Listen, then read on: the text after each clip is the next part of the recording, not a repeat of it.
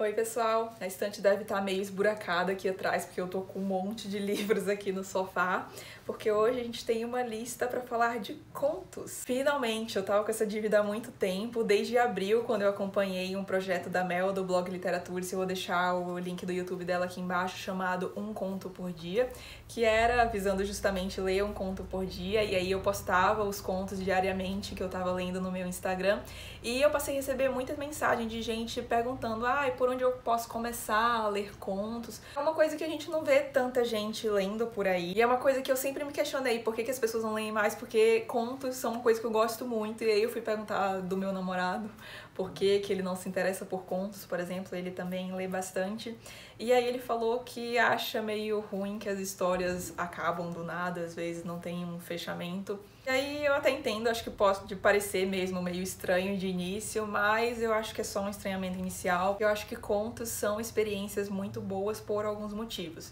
Então, por que eu gosto tanto de ler conto? Primeiro porque é legal, por exemplo, para quando você não sabe muito bem o que ler, não sabe o que tá a fim de ler, pega um conto que costuma ser curtinho, não precisa terminar a antologia, pode pegar e ler aos poucos. Outro motivo é que eu acho que é uma boa forma de conhecer algum autor pelo qual você nutre algum interesse. E o terceiro, que é o principal, porque eu acho que é uma maneira muito fácil e boa de ver a evolução de alguns autores. Muitos autores usam os contos como uma espécie de laboratórios, assim, experimentos para desenvolver alguns temas nas ficções maiores deles. Está aqui o exemplo do Tolstói, que fazia meio que experimentos nos seus contos para depois fazer livros maiores, como por exemplo Guerra e Paz, e a gente lendo os contos dele vê ali o que vai ser desenvolvido nesses grandes romances dele. E aí falando com essas pessoas que vieram me procurar, falando que eu já li conto, não deu muito certo, eu percebo que às vezes as pessoas podem começar com o pé errado, e eu queria dar meio que uma espécie de guia aqui que eu acho que pode funcionar mais. Então eu vou fazer 2 vídeos sobre contos. O primeiro é meio que pra quem quer começar,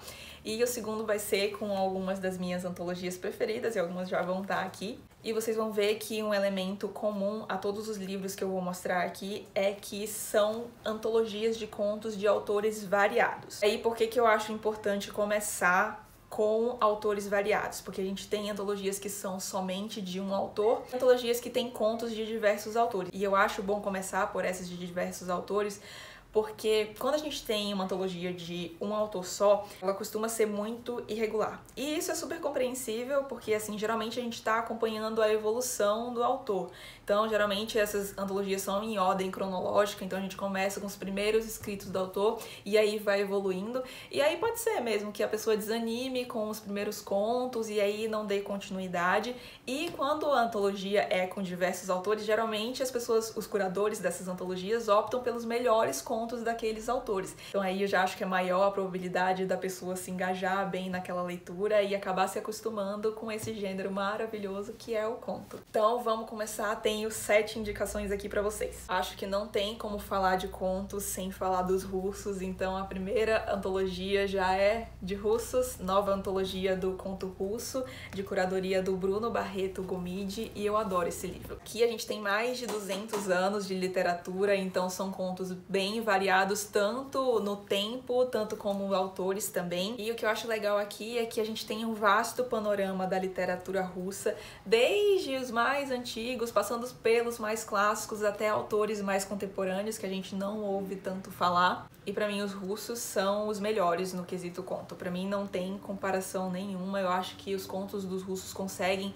te transportar muito bem a realidade pra qual o autor tá retratando. Fora que é um país que já tinha muito dessa tradição da história oral, que depois evolui pro conto. E o conto acaba sendo uma forma de remontar essas tradições orais desses países.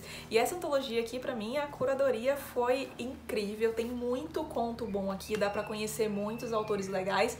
E aí, inclusive, até entrar em contato com contistas que possuem antologias publicadas aqui no Brasil. Eu tenho várias delas, no próximo vídeo que eu fizer eu vou mostrar. E acho que isso aqui é uma boa pedida tanto pra começar a ler contos, tanto também pra conhecer literatura russa. Segunda indicação, livro livro das Mil e Uma Noites. Esse aqui eu acho que todo mundo conhece, a famosa Sherazade. Esse livro é muito famoso. Esse aqui eu acho que é excelente para entrar em contato e se acostumar com o gênero do conto, porque aqui a gente tem várias histórias que são interrompidas abruptamente, mas que continuam depois, então o leitor fica querendo muito saber o que vai acontecer em seguida. Para quem não sabe, aqui a gente acompanha a história de um rei que é traído pela sua esposa, e aí ele meio que desenvolve um ódio contra as mulheres, dorme com uma mulher a cada noite e a mata no dia seguinte. E a gente tem aqui a Sherazade, que pede para ser uma das próximas vítimas do rei e fica contando histórias que terminam sempre com uma espécie de cliffhanger, então um ponto de suspense. E aí o rei fica querendo saber o que vai acontecer, mas ela acaba contando só na noite seguinte, e aí é assim que ela consegue ficar viva por um bom tempo. E essa edição aqui é muito boa, tem tradução diretamente do árabe, tem uns comentários também, notas de rodapé sensacionais, muito boa mesmo. Foi um dos livros que eu li alguns contos pro projeto que eu tava acompanhando, mas eu gostei tanto que eu li tudo, inclusive tô devendo vídeo, mas acho que eu vou fazer só quando eu terminar todos, porque são 4 volumes e acho que tem um 5º para publicação, mas excelente, acho que isso aqui também é uma boa pedida para quem tá começando. Próxima indicação, Contos Fantásticos do século XIX, escolhidos por Ítalo Calvino, que só pelo fato de ter uma curadoria de ninguém mais, ninguém menos que Ítalo Calvino já merece certa atenção, mas essa antologia aqui é muito legal. Bom, os contos são contos fantásticos, né? E o legal é que eles acabam misturando muito realidade e fantasia. E uma coisa muito legal aqui na antologia, primeiro é a introdução que o Ítalo Calvino faz, que é sensacional, mas também os comentários que ele faz de cada um dos contos. E aqui a gente vai ter Gogol, Dickens, Turgenev, Guy de Maupassant, Henry James, Stevenson, enfim, a seleção é sensacional. Eu não li todos ainda, li praticamente tudo. E isso voltando naquele ponto de que essas antologias que tem vários autores, eu acho que não se perde muito lendo aos poucos, eu gosto de fazer isso, mas quando é antologia de um autor só, eu gosto de ler de uma vez só, pra justamente conseguir acompanhar melhor um pouco essa evolução. Mas essa daqui eu acho que é uma ótima pedida pra ler, e aí quando você não souber muito bem o que ler, dá uma olhadinha nisso aqui, que é fenomenal. Agora eu vou trazer 2 indicações de uma vez só, porque são um pouco correlatas. A primeira é Contos de Horror do século XIX, com curadoria do maravilhoso Alberto Bangel, e aqui Contos Clássicos de Terror.